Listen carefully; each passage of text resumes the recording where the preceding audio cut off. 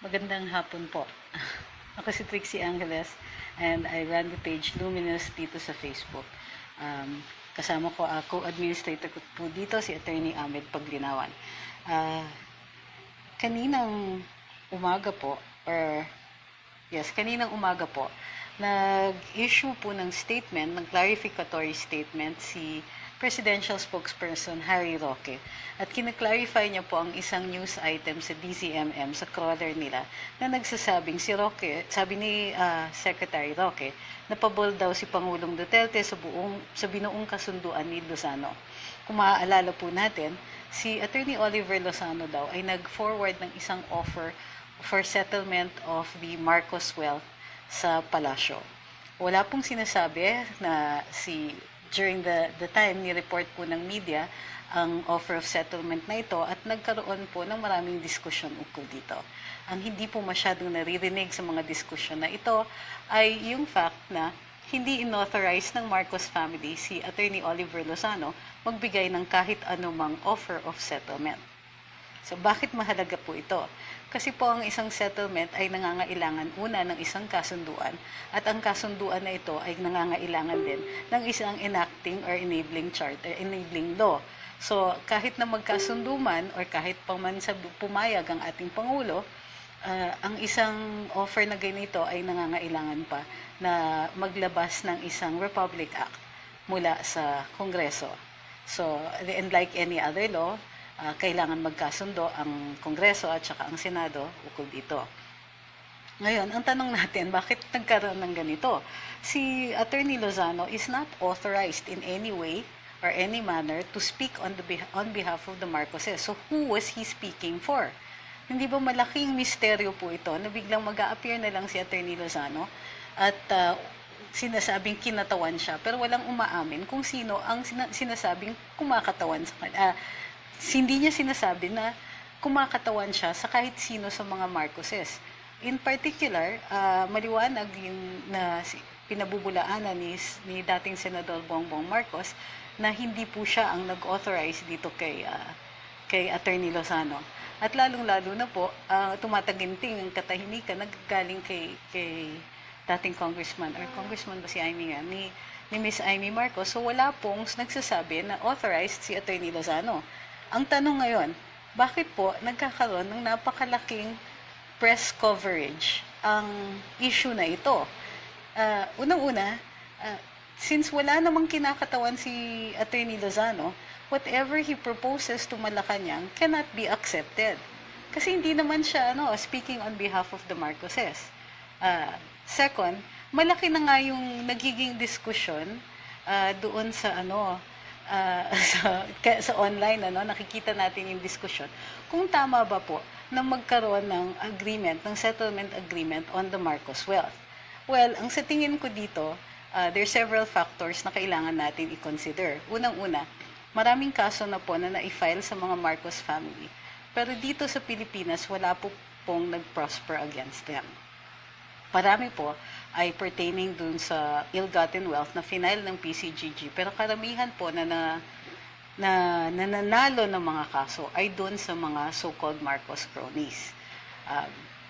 Ang definition po ng ill-gotten wealth ay hindi lang po na na-acquire ng Marcos family, ngunit yung mga na-acquire as a result of their influence. So ang influence na yan ay na-extend dun sa ibang mga tao, sa ibang mga tao sa administrasyon, sa nakaraang administrasyon ng Marcoses.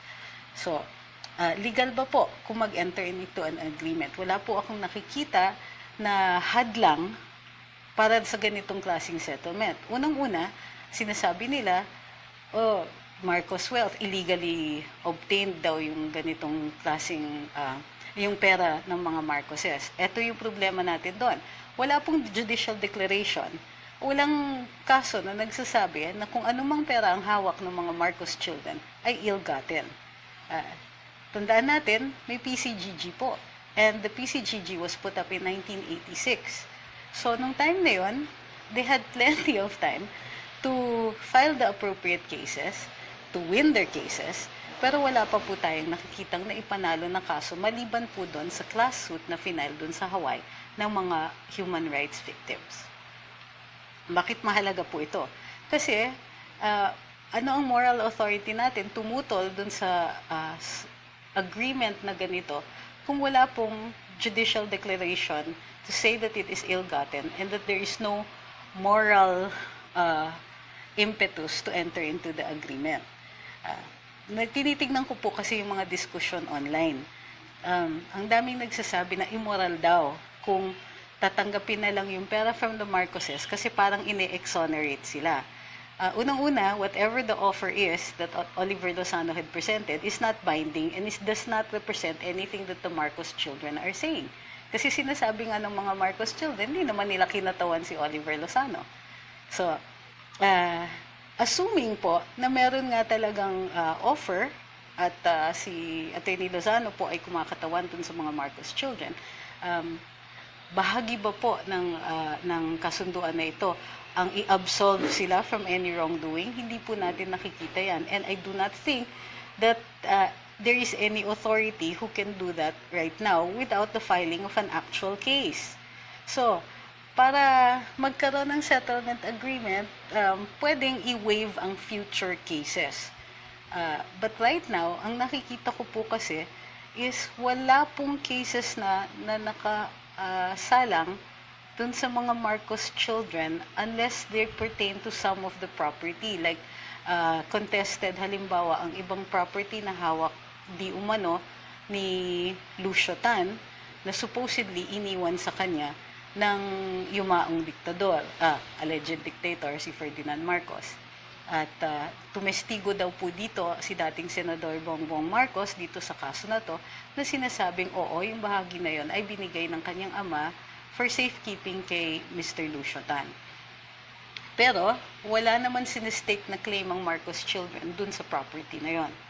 So, ito yung tanong, ano po ang nagiging objection ng mga tao tungkol dito sa supposed non-existent offer to return part of the Marcos wealth? Ang tingin ko dito, it is a non-issue. Unang-una, after so many years of an Aquino-controlled government in one way or another, hindi nakapag-prosper ang kahit isang kaso pertaining to the Marcos wealth. Kung sana meron tayong judicial declaration na ang kayamanan na ito ay illegal or illegally acquired, then meron tayong moral authority to object to a settlement with a waiver of any future cases. Second, may kaso pa ba na maipapatong dito sa mga Marcos children? Hindi ko nakikitang posible yon right now kasi wala akong nakikita na maaaring diin sa kanila na kasalanan nila that would pertain to illegally acquired wealth. Maraming nagsasabi na imposible po na na-acquire ni Ferdinand Marcos ang ganito kalaking kayamanan, gawa ng siya ay halos most of his adult life ay isang government official or employee. And I agree with that. Kaso, merong batas na forfeiture. Sa batas na ito, kung ikaw ay isang government employee or government official, tapos ang wealth mo na na-acquire during the time na ikaw ay government employee or official ay hindi commensurate dun sa nakuha na-acquire mo, na-earn mo during the time of your tenure, then we can assume that this is not, the excess can be forfeited in favor of the government. So may judicial proceeding yan, fina-file yan sa court, at ang naglilitigate yan ang Solicitor General. So this law had been in existence even when Marcos was alive. This law had been in existence when Cory Aquino was president, but nobody, not a single government official has ever used this law to forfeit property that we think has been illegally acquired during the tenure of a government official. Ang dami natin nakikitang government officials na ang gaganda ng kotse, ang lalaki ng bahay, ang mga anak nag-aaral sa abroad. Pero pag kinalkal ninyo kung ano ang actual salaries ng mga ito, hindi mo makikita na yung lifestyle nila at ang kanilang kinikita ay commensurate to each other.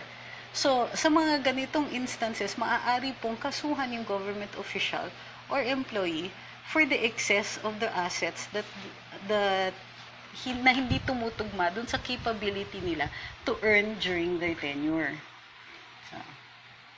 So, ano ito? This is really a non-issue. Ang pag-iisipan ko ngayon, why is this coming out? Who has authorized or who asked Attorney Oliver Lozano to present this kind of proposal?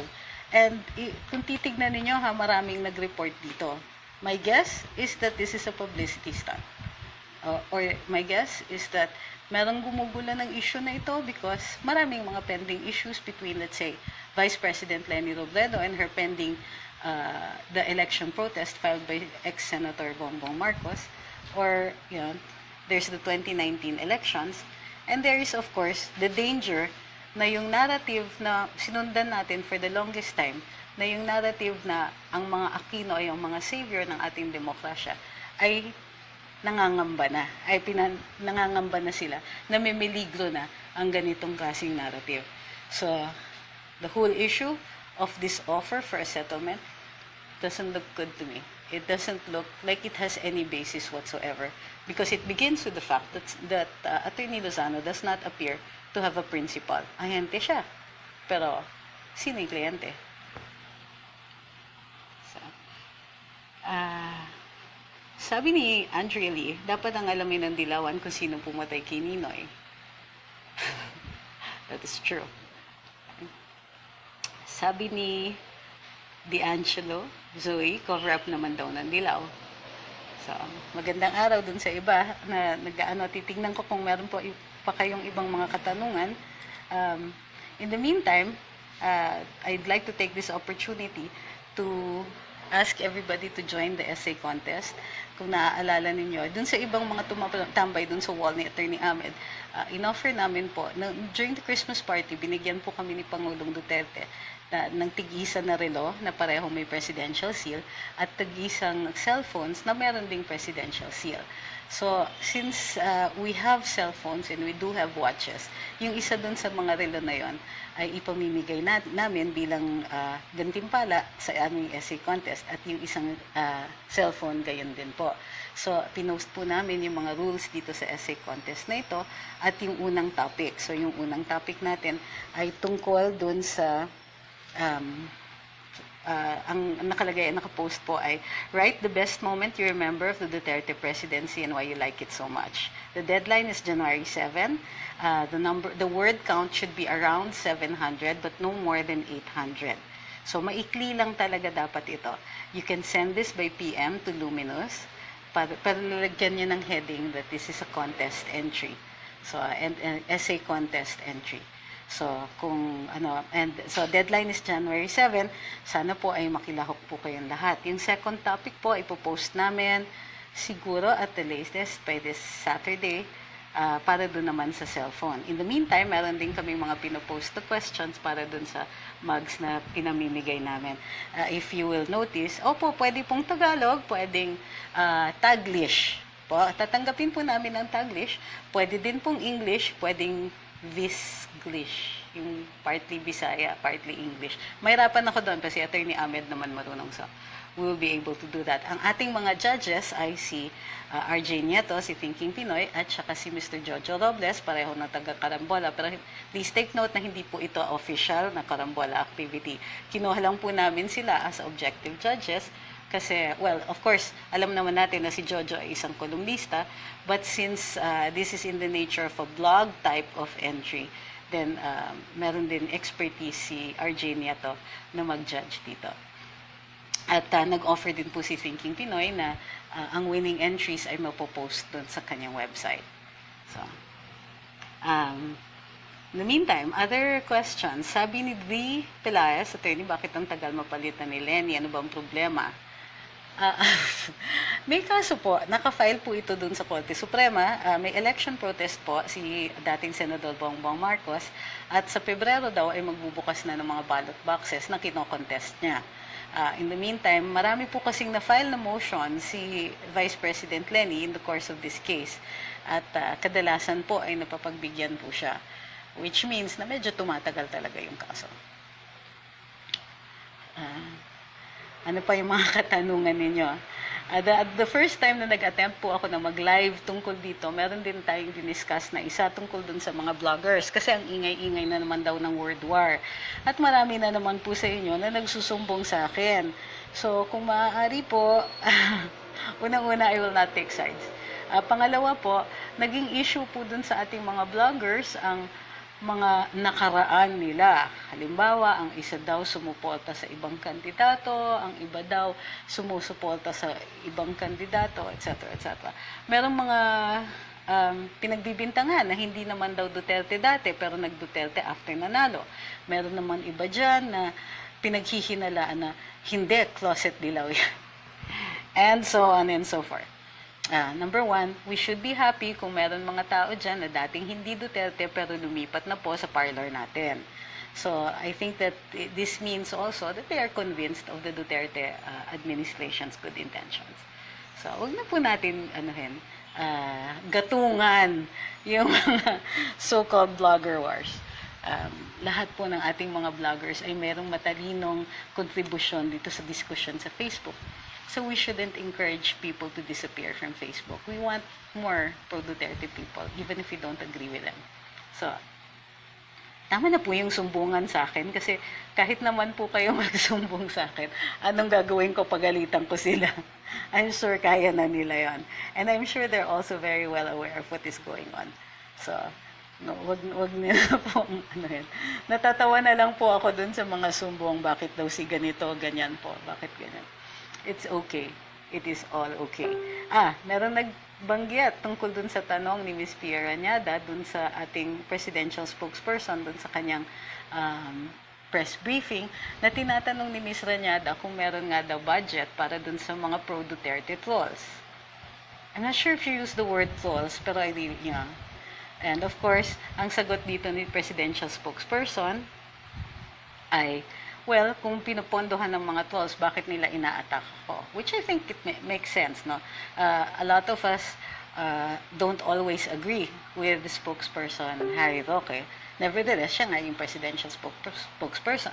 Pero hindi siya immune sa batikos. Hindi siya dapat immune from criticism kasi he is a government official. At bahagi po ng ating demokrasya ang maaari natin i-criticize ang ating mga government officials para to make them behave. Diba? Kasi we pay their salaries through taxpayers' money. And so it is okay for us to question whether or not they're doing the right thing, if they're behaving correctly. And this applies to any government official. And he's right.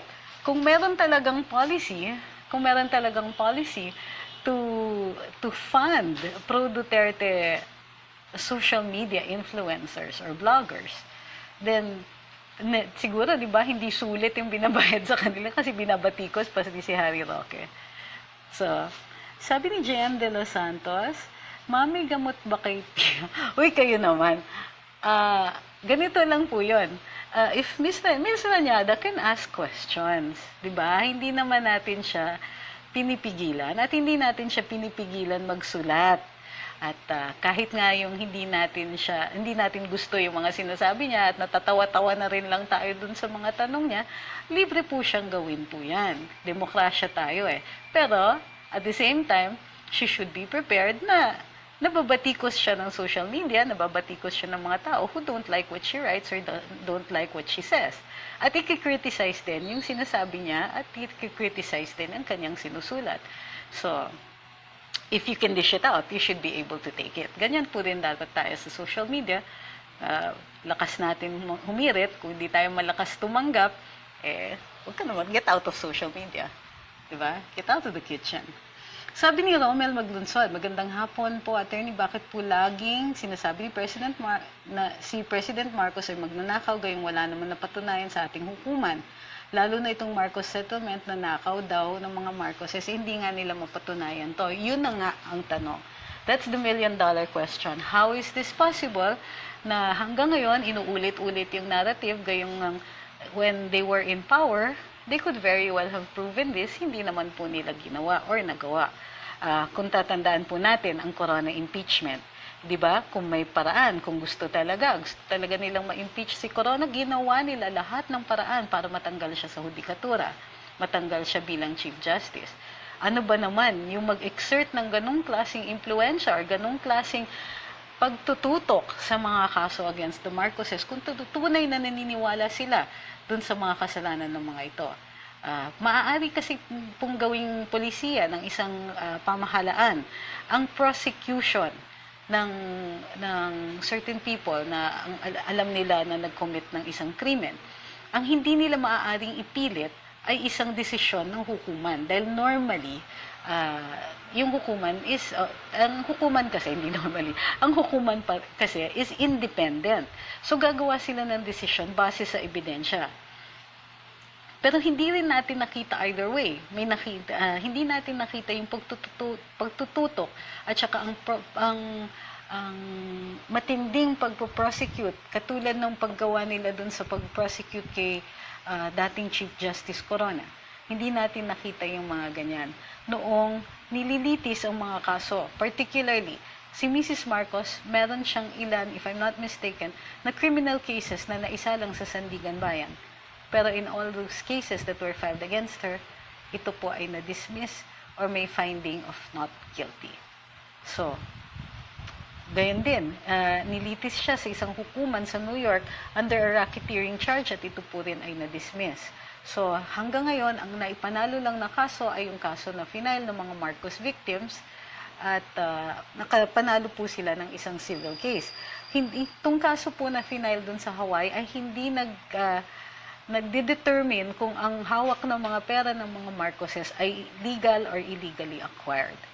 So, up to now, we do not have a judicial declaration of the Marcos wealth. And nung meron pang opportunity para i-forfeit ito in favor of the government, hindi po ginawa. Noong panahon ni President Cory, President Ramos, President Gloria, President Erap, or President Noynoy. So even after 2 Aquino presidents, wala pa rin po tayong judicial declaration of the illegality of the Marcos wealth. Don't get me wrong po. Hindi po ako pro-Marcos. On the other hand, I am not pro-Aquino either. Ang gusto ko po ditong makita is from now on, kung ano man ang deklarasyon, pag sinabi natin halimbawa na inilubog tayo ni President Marcos sa utang sa Pilipinas, gusto ko nakikita, and meron namang historical record regarding yung utang na ipinasok ni President Marcos. So, yes, we can say that. Can we say that the President stole money? Well, para sa akin, this is a matter of proof. Kung historical writing lang, hindi naman po ito proof beyond reasonable doubt at hindi nangangailangan ng judicial declaration, tatanggapin ko pa rin po. Pero kailangan evidence-based. Ano ang magiging basehan natin? From now on, ganito na siguro dapat rin tayo. For the very longest time, ang mga Aquino ang nagdidikta po kung anong pagtingin natin sa mga past administrations. I think it is time for us to make judgments on our own na base dun sa matitinding pagsusuri.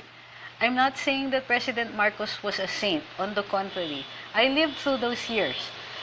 I was in grade school nung idineklara ang martial law. Naririnig ko yung mga sinasabi nilang pagpapahirap dun sa mga opposition at the time, ang mga alleged human rights violations, and hindi ko masasabing hindi totoo yung mga yon. On the other hand, iba rin po ang konteksto ng isang combatant na ini-expect na mapapatay sila sa bundok kung saan tumutunggali sila, nag-oppose sila sa mga government forces. Ang sinasabi natin dito, it is time for a review of what we had always been told.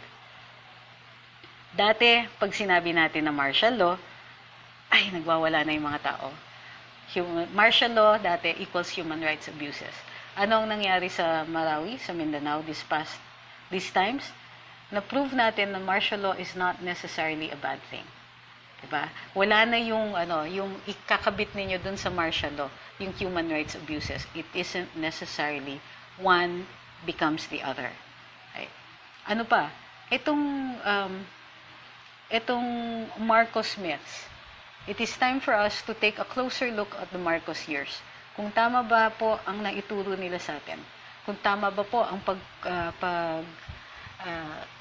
pag-ascend to the presidency ni Cory Aquino, etc. I'm not saying that we can conclude that Ferdinand Marcos was a good president yet, but what I am saying that what we had been taught before needs to be reviewed. Kasi ang tagal-tagal na we only heard one side of the story. So,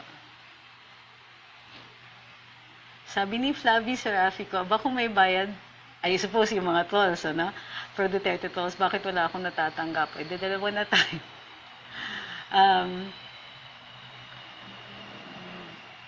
Sabi ni Andrea Lee, hindi kailangan ng payment ang DDS. I agree. Kasi tingin nyo ba, nakakompensate yung tuwa natin pagka naburn natin yung mga argumento ng kabila? Diba? There's not enough money to pay for that kind of satisfaction. Sabi ni Astro Lugo, Attorney, good afternoon, yan na lang ang gagamitin mo na mic, ang linaw ka, hindi kagaya ng ginamit mo na headset. Ay, mahal pa naman nun. Sige. We will, at least for now, we will do this until I can figure out a way to make the headset work also. No, kasi the other one also was sa laptop. Also, I like this camera better. So, let's see. We'll keep testing the equipment. Sabi ni Patricia Jiao, Attorney, what happened po dun sa Malacanang press corps na isinasaayos ni Asek Mocha? Well, for the moment, the policy in PCOO is hindi pa po makaka-join ang mga vloggers sa Malacanang press briefings. For the moment. Although, ini-invite po ang vloggers sa other activities. Sabi ni Lourdes Mariano, sana mapabilis ang pagsibak ng corrupt government officials. I'm so scared pag natapos ang term ni Mayor, balik na naman ang mga kurakot. Alam nyo, that's why merong mga programa that are long-term. Like itong train, yung tax reform and all of that. Ang purpose kasi ng train is to acquire bigger revenue for government na gagamitin for things like infrastructure and education and all of this.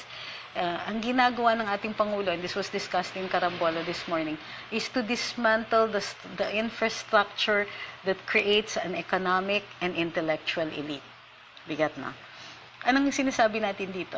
Ang ginagawa ng ating Pangulo, he's making everything even out so that everybody gets opportunities.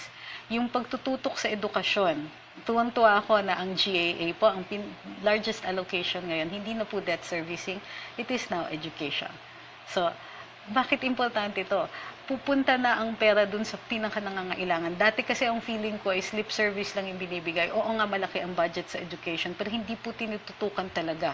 Yung pagtuturo dun sa mga bata, yung mga classrooms, yung mga textbooks, ang dami-dami pong issues sa edukasyon na pinapabayaan lang ng mga dating administrasyon. At nakikita natin that this is not a good thing.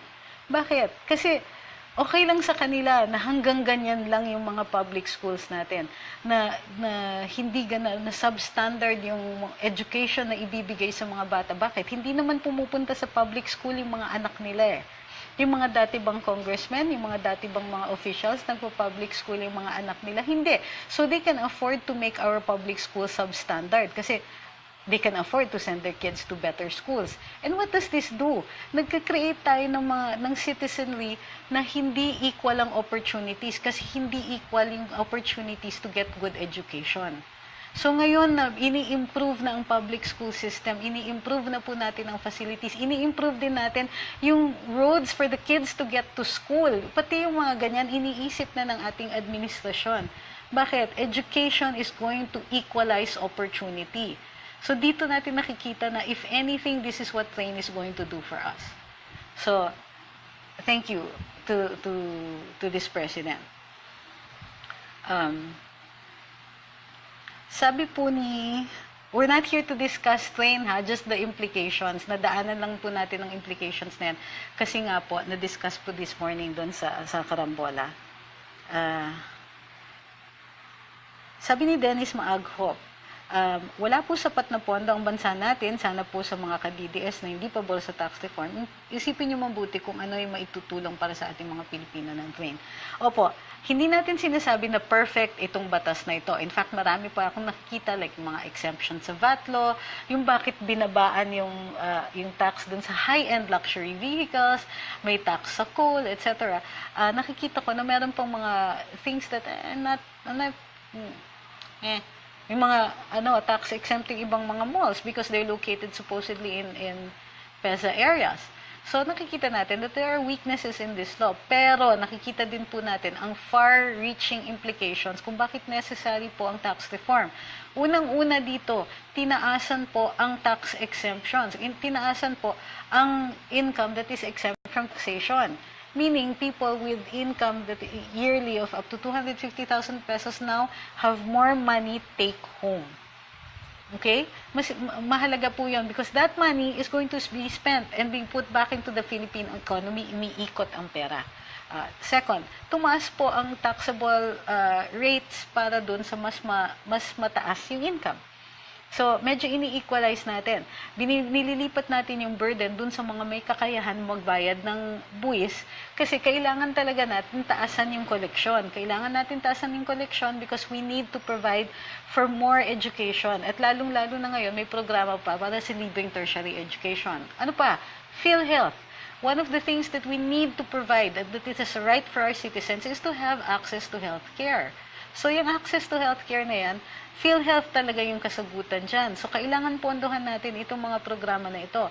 So, education, health, infrastructure, public transportation, the improvement of public transportation, these are necessary at pupondohan po ito. Ang additional na pondo po dito ay manggagaling dun sa increased revenues that will be the result of the implementation of TRIM.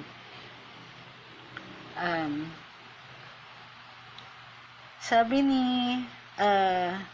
Chuy till learn.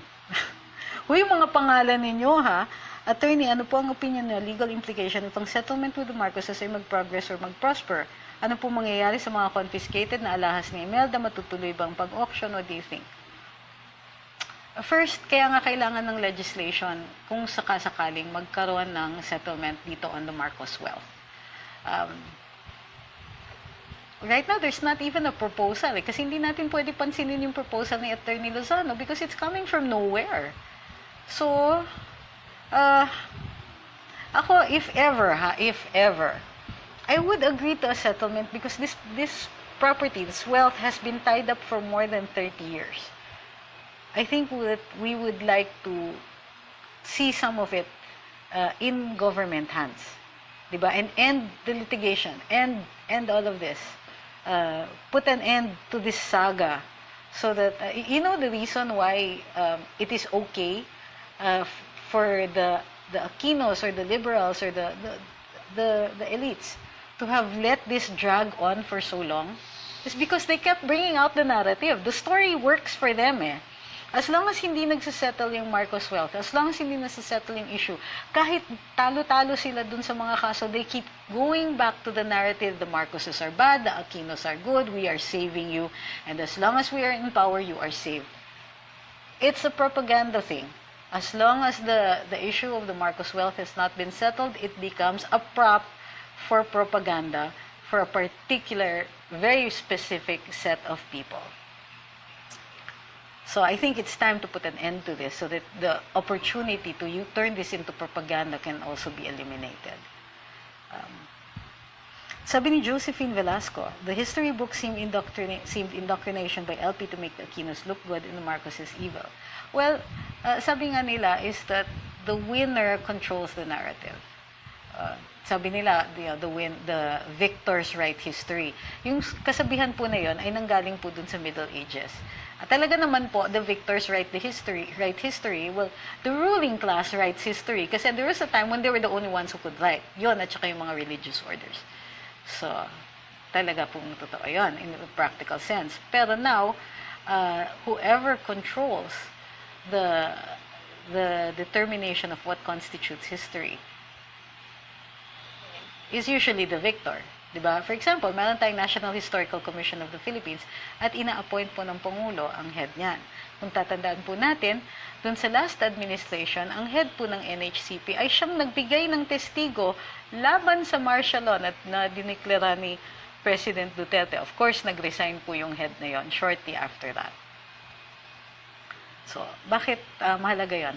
Because, kino-continue niya yung narrative.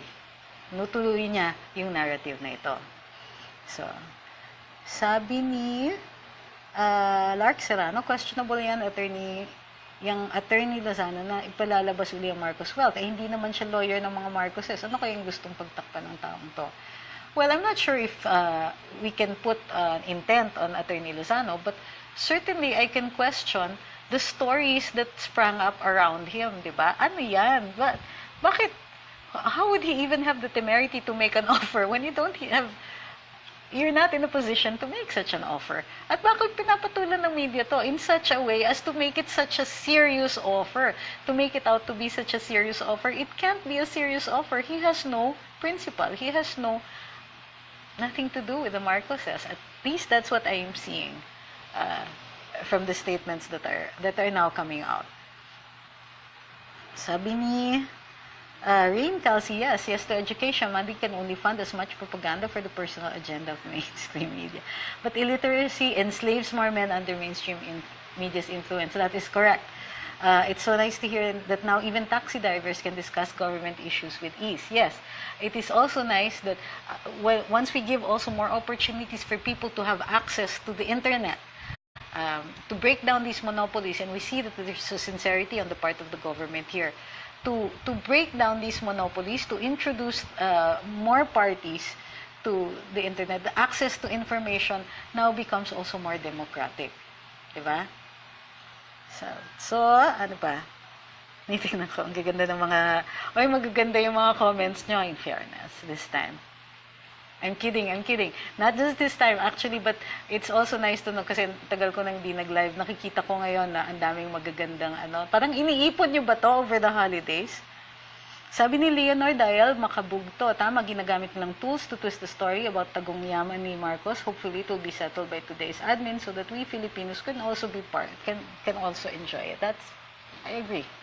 I think more than anything, I want to put an end to the propaganda. I want a more serious study of the Marcos years. A serious and objective study of the history of these years. Some of us were alive during that time. Although hindi ako aamin ng age ko. Kidding. We were alive during that time, so we were witness to whatever things were going on at the time. I'm aware of the curfew. I was aware also of the supposed disappearances. I was aware of the information that went around about people stealing money from government, about government getting into huge debts, etc. I agree that these things happen, but also we want to know how this happened. We also want to know, more comprehensively, a more objective study. We know that there were bad things that were going on, but there is no counterbalance to that. For example, the Marcos administration at least paid attention to culture and arts. When Cory Aquino became president, one of the first things that she did was took away the tax exemption of the CCP. And the arts and creative industries are part of a thriving economy. Diba? More creative people can create and produce better products, better services. Arts is also, arts can be sold. They can make things, they can either design better things or they can create objects that are, commercial, tradable, artwork that people can buy. I mean, Filipino artists have been making waves for years already, but we need them to be better protected. And that hasn't happened, that did not happen during the Aquino years, especially during the Cory Aquino years. So, sabi ni Janelle J. Cruz, LP can never demonize Apo Makoy sa aming mga Ilocano. Yes, but I'm not saying that we should deify either. I'm looking for just a more objective analysis and study on the Marcos years, not one that is weighed down by propaganda. Sabi ni Linga ako, tama po kayo, Atty. Trix, education is key. Kung nagkaroon ako ng magandang education background, siguro nakapag-complete din ako ng work development. Sabi ng friend namin, gusto ko na maglipat sa Wellington kasi nga free ang water, mababa rent, free din ambulance service nila, etc. etc. Yes, education is key para sa atin. But we shouldn't be content just with the kind of education that had been given us for years. It clearly hasn't been enough. Buti nga naisip pa ng ating Pangulo na magbigay ng free tertiary education, but more than anything, we want free quality education, because I'm one of those people who believe that education is not a privilege, it is a right. It is something that we demand that the state give us, because it is very dangerous to have a citizenry that is both uneducated and uninformed. So there are two things that this government has been prioritizing, and we notice this, is education and information. Diba? So even if it was just on these two things, and there are more actually that this president has given us, then we can already say, man, we have a working government. It's not perfect, but he's already done things that we thought was not going to ever happen. O yung mga nagsasabing except students of UP, I take exception to that. I am a student of UP. Come on, we can't generalize. True that some students of UP spend so much time protesting against this government, but this is a democracy. They're allowed to speak out against the government. They're allowed to, to learn the hard way what is going to be the result of these protest actions. They will either succeed or they won't. So it will either be time well spent, or it will be time that they learn that this is not the way to go. It is part of the education. I really think that the UP students should not be singled out for vilification. Why? Because I am a UP student. And we have just as many UP students who are in favor of this administration as there are who are against it. It's just that the ones who are against it are fairly noisy about it. But I'd like to think that, that we aren't blind to what is going on here. Hi Franco, sabi niya, this is such an awesome FB Live. Great job, Trix. Yes, one of these days, Franco, I'll ask you to take off your shirt for this. I'm kidding. So, it's a running joke between me and Franco, okay?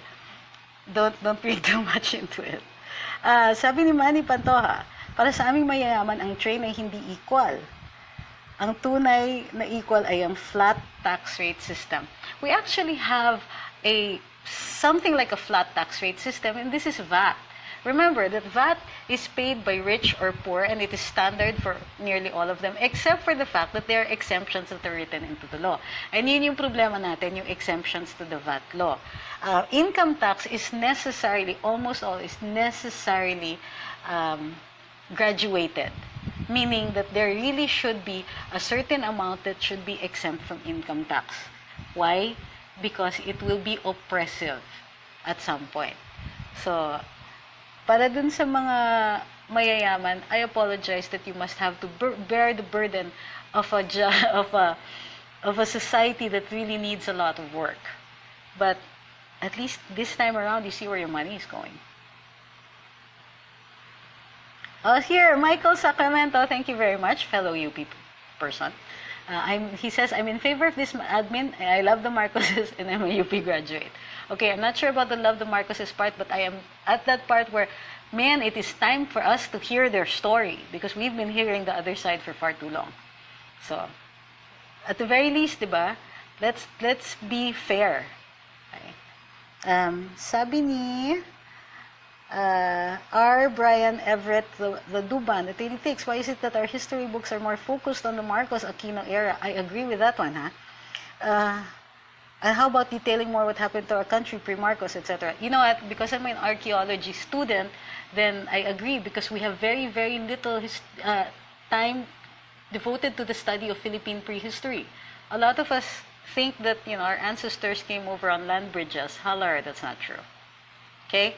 First of all, there were no land bridges. What there was the glacial period.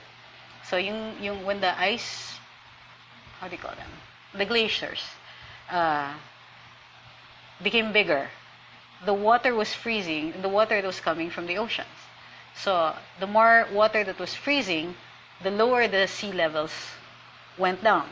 So the lower sea levels meant that certain portions of land were exposed, and that's how a lot of our ancestors and a lot of the prehistoric animals, etc., were able to cross over from other lands. So yung mga history books natin that say land bridges, really? So yes, you're right about that. There's so much time devoted to the EDSA revolution, not enough time devoted to World War II history. And there's a lot of stuff that happened during that time that our citizens should understand, so that they understand the nature of our relations with Western countries. But this was dictated largely during World War II and in the years after that. And what about the turn of the century, the American colonial period? It helps us to understand ourselves, how it is that we are so enamored with the West. The colonization by Spain and the US has made us look more towards the West than towards ASEAN, towards our neighbors who are more like us. So the study of history allows us to do some kind of introspection. So for those who are saying we should change the history books, this will come with more education, because there will be a bigger demand for better history books. But we also need to educate our students. In other words, we shouldn't be concentrating just on encouraging our students to take practical jobs, but we also have to encourage liberal arts education, the study of history, the study of our language, our culture, study of our music, etc. All of these, contribute to a thriving, vibrant society and economy. Grabe yung ilaw. I'm sure I'd look terrible. But, you catch my drift, right? More or less. Okay. So, sabi okay, just two more because I don't really want to rant. Sabi ni Lynn Gako, all I can say is nakakarating ang programa ng mga Marcos sa munting baryo namin sa Visayas. Natikman ko ang yellow corn na ginawa namin pulburon at alubet powdered milk. Wow, I hope you can still make that. Nakapag-aral ako sa Marcos type building na matibay, konkreto at yelo na. Nung makarating ako sa Manila, na-appreciate kong na yung Filipino, CCP complex, etc. So medyo complicated din yung concept of history ng mga Marcoses. But for me, they at least started it. There were things that there was at least government support for the appreciation of culture, the appreciation of cultural communities. It wasn't perfect. Okay, let's get that clear. But you could see that there was government involvement in it. The subsequent administrations have considered culture as something that is merely a tourism product. Diba? Parang yung kultura natin, pangbenta lang sa mga turista, come on lang sa mga turista, hindi natin nakikita anymore na ang kahalagahan ng pagkakakilala natin sa sarili natin. Diba? Yung pagkakaalam ng ating sariling kasaysayan, it isn't so that we can show off to the tourists, it's so that we understand who we are. So that we create a national identity and appreciation of the Filipino. And when we appreciate being Filipino, we appreciate that we are part of a nation, 100 million people pulling in one direction instead of 100 million directions. That is the nature of the study of culture and history. It turns us into countrymen who care for each other so that we don't throw garbage in the streets. We don't throw garbage in the streets because it affects our fellow Filipinos. And we will identify with fellow Filipinos if we study our history and our culture. And I do have to give credit to the Marcos years for at least the government participation in cultural awareness. Something that later administrations were lacking, even with institutions like the NCCA and the CCP and the National Museum and all of that.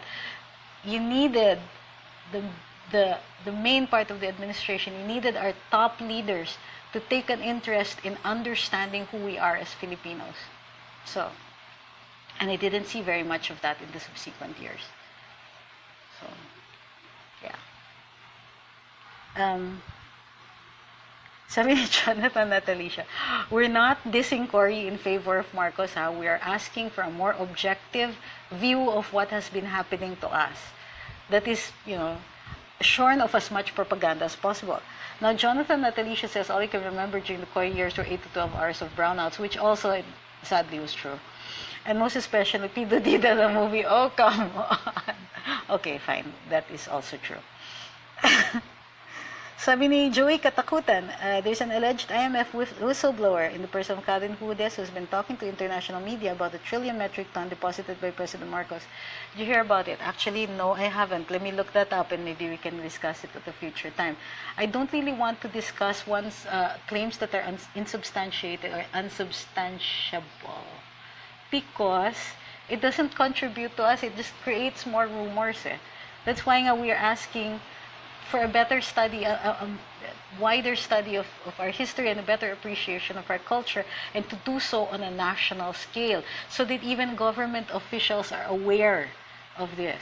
So why? Because if you have aware officials, then you don't have mayors tearing down heritage sites. You don't have the DPWH thinking that a 200-year-old church will step aside for a flyover. Diba? Sabi ni Neil Arakan, I have a question. Is there a number of graduates of SUC worked immediately outside the country after they received their diploma? Is it possible for scholars ng bayan in UP, PUP, and other state universities and colleges to serve in government for, let's say, 2 years, etc.? The program for required service to government were the DOST scholars. But I suppose that this is something that is doable. We can ask the president to impose this requirement. Kaya lang, the monitoring might be a little difficult.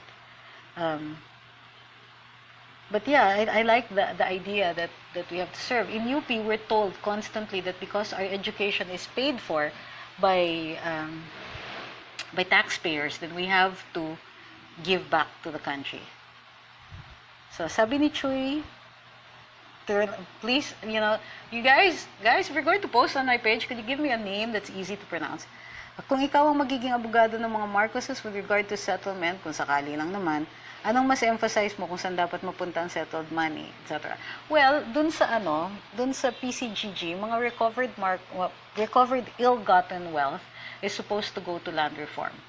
So, para sa akin, I think it should go to education and, culture and arts. But that's just me.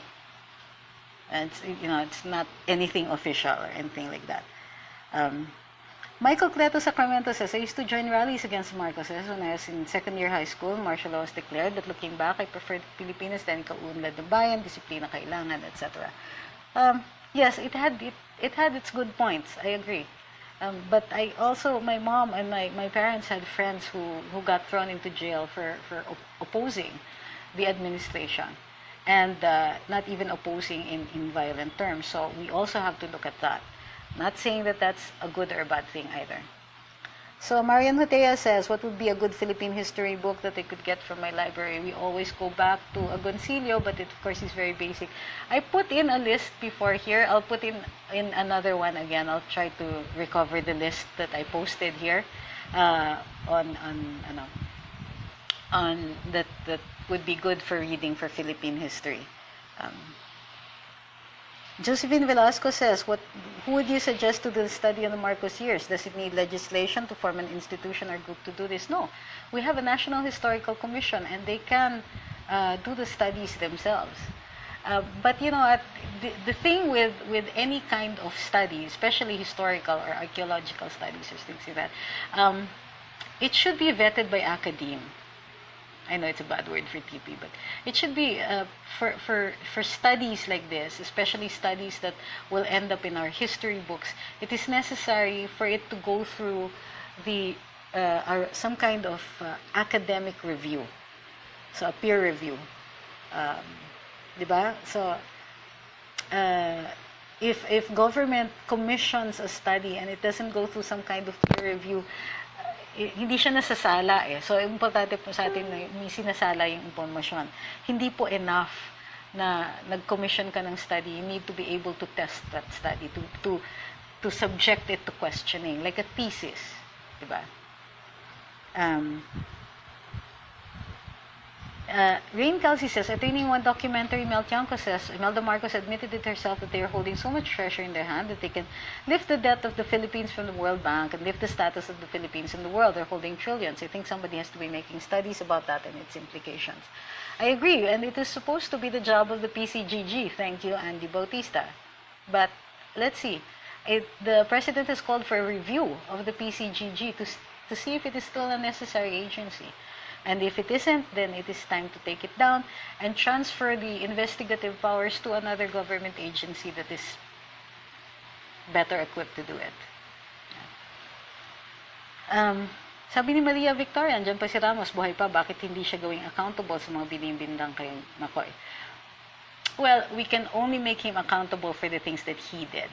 And he was the head of the Philippine Constabulary, supposedly one of the more, the word that was used was vicious, of the service branches at the time. So I'm not sure. Maybe I don't think the former president has been asked enough about his years as PC chief. But you know what? The study of history also requires what we call the objectivity or the distance of time. The objectivity that time gives us. That's why we don't declare heroes within their lifetime. We don't declare heroes until usually 50 years after they are gone, because it provides for a more objective study of the person. Sabi ni Candy Cabalida, sa London ang batas kila ngang mag-aral ang bawat kabataan. Mananagot ang mga magulang sa government kung isang bata hindi nag-aaral. May weekly or monthly na pera galing sa gobyerno ng bawat pinanganak na bata dito at libre mag-aral, etc. I agree. So, I'm glad that they have that. So, humahabol tayo sa mga ganong klaseng programa. Sabi ni Mike Lopez, gosh, wasn't able to start. We'll watch replay so I can watch the video in its entirety. Hi, Mike. Everybody say hi to Mike. Say hi to Franco. They're all here. I think Prof. Ton is also watching. Hi, Prof. Ton. And sino po ba? Okay. Anyway, sabi ni Erin Parale, Attorney, what about Spock's Harry? Hindi ba pwedeng makastigo siya? Or can anyone do something about him making it look like he's being the spokes for himself rather than the president? Alam ba ito ni Tatay D? I hope Tatay D watches Karambola. You know what? If Tatay D watches Karambola, I'd faint. Anyway, I'm assuming that the president is aware and that if ever papagalitan si Spock's Harry, it will be the president himself doing it. Kasi remember, ang level ni Spock's Harry is a cabinet level, secretary level siya. So he's answerable to the president. But of course, that also means as citizens, meron din tayong karapatan to call him out. After all, his salary is paid by our taxes. So feel free to criticize because that is really the nature. Dati kasi, yun yung nature ng media, no? To call out the government, to call out, to criticize, etc. And now that there is social media, we ourselves can do this. We don't have to rely on other people articulating these thoughts for us. Or we can rely on other people articulating these thoughts for us. Your choice. Sabi ni Lourdes, bakit si Benigno Aquino naging hero agad? I don't think that there's an official declaration through legislation of alleged heroism of the former Senator Ninoy Aquino. However, the statutes do give that impression.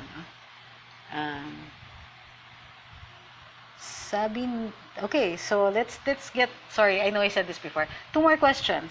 Myra or comments. I agree po na bigyan ng budget and culture and arts. Thank you. Like for example, nawala ng magagandang theater venues natin sa Manila that we did enjoy last time, nakakamiss. Kaya mga millennials ngayon na di na ma-appreciate ang old culture, nawawala na yung pagkakilanlan natin. Yes. I agree. You know why? Especially heritage conservation. We're talking about conservation of immovable structures like buildings and houses. You know? This is tangible evidence. This is evidence of what our aesthetic was. Alam mo, ang arts, medyo konti na lang ang oras na binibigay para dun sa pag-aaral ng arts. Pero creative industries nga is very important to our economy. Kasi nakaka-contribute yan eh. So it makes, a creative people is an innovative people and we can produce more stuff or better services.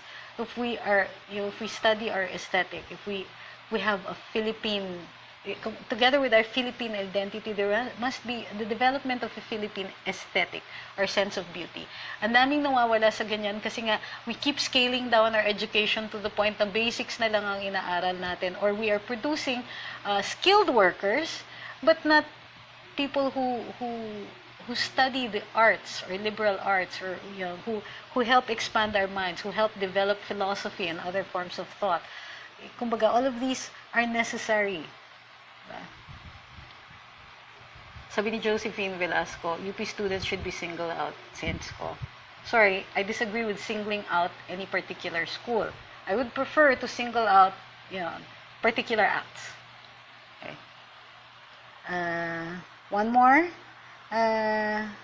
Sabi ni Linga ako, sana maibalik din ang national costumes natin na kahit gawin na lang ng twist kasi Okay, during the centennial, in-encourage yung mga government employees na every Monday na magsusuot ng national na kasuotan. We don't call it a costume in the NCCA and in the other cultural agencies. Bakit? Kasi nga daw, ang costume, dati kasi meron talagang term na national costume. Kaya lang, ang bagong paniniwala or bagong thought ay hindi po dapat costume ang tawag. Kasi ang costume ay sinusuot natin when you want to portray yourself as somebody else. Like a Halloween costume, you dress up as something that you're not. Diba? Like cop, maid, etc. A national kasuotan or national wear should show who you are. Diba? So, that's another thing.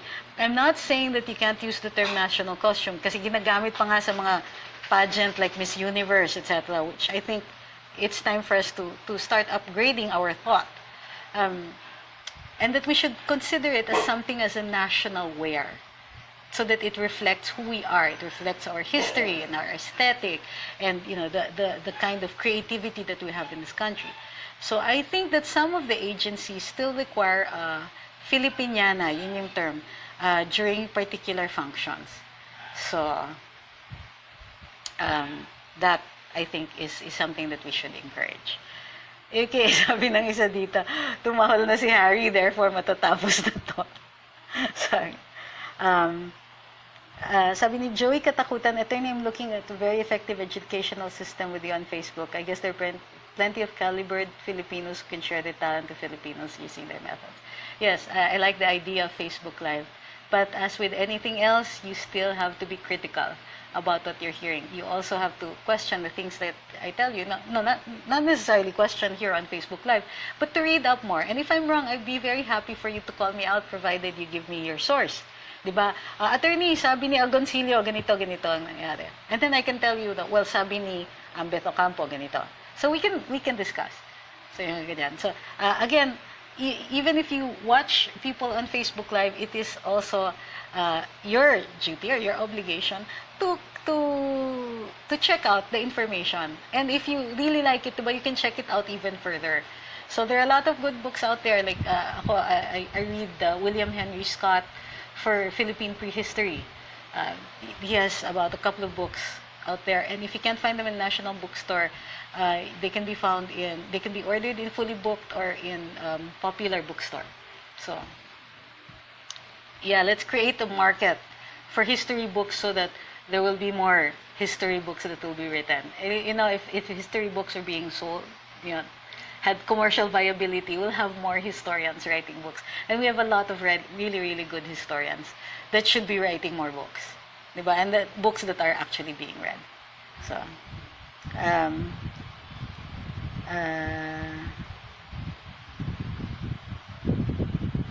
sabi ni Bongsi daw, thank you. He's watching from Riyadh. Okay, so if you have no further questions, we can always discuss this at another Facebook Live. You can always ask anyway. So what did we discuss today? First, that the Oliver Lozano offer is really more something like a media hype. For me, because he has no agent. He's not there to represent anybody. So all of these discussions about the Marcos settlement seems to be out of, kumbaga, preemptive. Wala pang nangyayari actually. But is a Marcos settlement necessarily a bad thing? Well, without a judicial declaration that the wealth is ill-gotten, and there were lots of opportunities to do so, hindi pa rin nangyari. Diba? Walang declaration. So, we have to be fair. Nevertheless, if there is a settlement coming, I suggest, well, yeah, why not? Why? Because it also helps put an end to the use of this so-called wealth as a propaganda machinery. And it also might allow us a better opportunity to take a closer and more objective view of Philippine history. The Marcos years, the Cory years, and everything that went up to it. And of course, an opportunity to start playing better and emphasis on the other periods of Philippine history that affect us right now. World War II and international relations that are a result of our participation in what we call the Great War. A lot of us are still being affected by that. We were affected by the American colonial period, and yet we haven't looked very carefully at the profound effect on this that is still happening up to now. If you will take note, our intellectual and economic elite are usually American schooled. I'm a big one to talk because I also studied in the University of Minnesota. I graduated from high school in a small town in New Mexico as an exchange student. But I can also see that that if you didn't have your head screwed on right, you will imbibe American culture, and you will try to create this sort of world for you, that a world that may not necessarily be in tune with our culture and our history. Diba? So, also the train and the emphasis now on education, and that is a good thing for us, because now we can pay better attention to our education. Now we can break down the barriers that have created such an intellectual and economic elite. We have to put money into our public schools and uplift the education of our citizens and the poorest of the poor, because education equalizes that. But even better than that, the better educated citizenry creates a better and stronger nation, one that cannot easily be misled anymore. So remember this, the educational system fell into ruin because there was an intellectual and economic elite that wanted to keep certain people poor. They wanted to keep the poor poor so that they would vote for them. It's that simple. The equation was that simple. But when you see an administration that is serious about educating its citizenry, you guys, we know we have a good thing now. Okay. So thank you very much for listening to me. I know it is part rant, and I apologize for lapsing into the English language too often. But thank you very much for listening, and we'll do this again next time. Thank you very much for listening. For those who are watching this on YouTube, please follow. It's Luminous by Trixie Cruz Angeles on Facebook, so that you can get notices of whenever there's a Facebook Live. And for those who are putting this on YouTube, thank you very much. But please ask people to follow on Facebook also. I won't stop you from posting this on YouTube. It's fine with me, but I want some credit at least to the Facebook page. Thank you very, very much. I'll see you again on the next live.